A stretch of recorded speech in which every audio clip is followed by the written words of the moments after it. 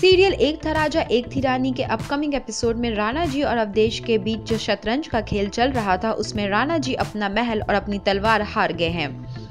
अब अपना सब कुछ हार जाने के बाद अवधेश के कहने पर राणा जी महल में रुकने को तो तैयार हो जाएंगे, पर साथ ही वो शतरंज की बाजी को खेलने के लिए अपने आप को कोसेंगे। टेलीविजन के मोर अपडेट्स के लिए देखते रहें हमारा चैनल।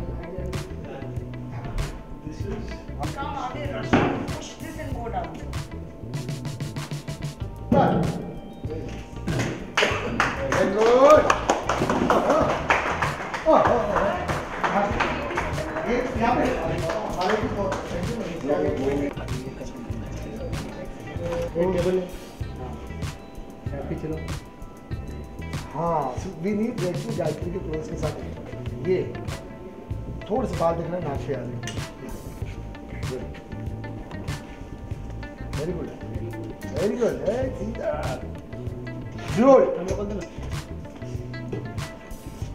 बहुत बहुत स्वागत है आपका। सबसे पहले कहते हैं ना कि आ बैल मुझे मार वाली ही स्थिति हो गई है। आज क्या कहना चाहेंगे? भैया यही कहना चाहूँगा, हमेशा यही कहता हूँ कि आज ये भी कहना चाहूँगा, हमेशा अपनी बीवी की बात मानो, वो हमेशा सही होती है। रानी इसी वजह से होती है, पर एक एडवाइस गायत्री हमें देती है और हम उनकी बात नहीं मानते हैं और उसी की वजह से कुछ हो जाता है, हम काफ़ी कुछ लूज़ कर जाते हैं, हार जाते हैं। एंड यहाँ उसी वजह से अभी रोना धोने का सीन है, रो रहा है राणा जी, हमने अपनी पत्नी की बात क्यों नहीं मानी, ये वो फलाना ढिमकाना। पर यही है, I think at the end of the day if you listen to your wife will be happy man, and there is a reason behind that. लेकिन फिर भी रानी ने इस पूरे आपने जो सब कुछ हार गए उसके बावजूद एक कहीं ना उम्मीद आपको जगाई है, मतलब कहीं ना कहीं ये मानना पड़ेगा कि रानी अभी भी पॉजिटिव वे में है। देखिए गायत्री का कैरेक्टर जो है, एक तो मुझे बहुत पसंद है क्योंकि जो स्ट्रेंथ और रेजिलियंस गायत्री दिखाती है इट्स फिनोमिनल।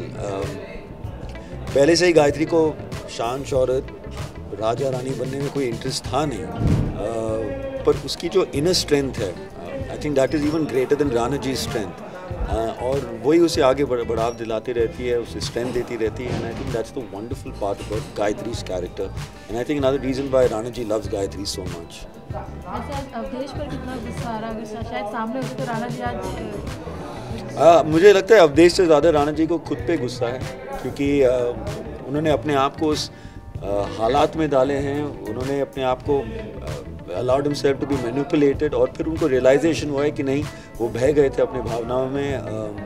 ऑफ कोर्स बहुत सारा पी लिया था उन्होंने, नशे में भी थे, पर that is again his responsibility. तो ज़्यादा से ज़्यादा मेरे ख्याल से वो खुद पे ही गुस्से हैं।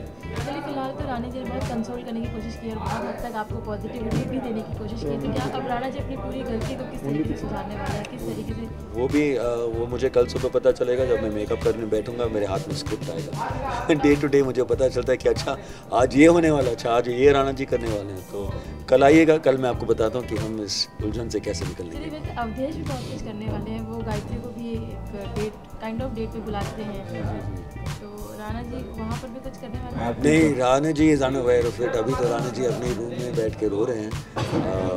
ऑफ कोर्स अगर राणा जी देखते हैं कि अवधेश ने इतना इनडिसेंट प्रपोजल किया है गायत्री को, तो obviously he will come and do something about it, पर ऐसा नहीं है। पर अब कुछ होता है, राणा जी और अवधेश के बीच अब तक कहानी ख़त्म नहीं है। Thank you so much.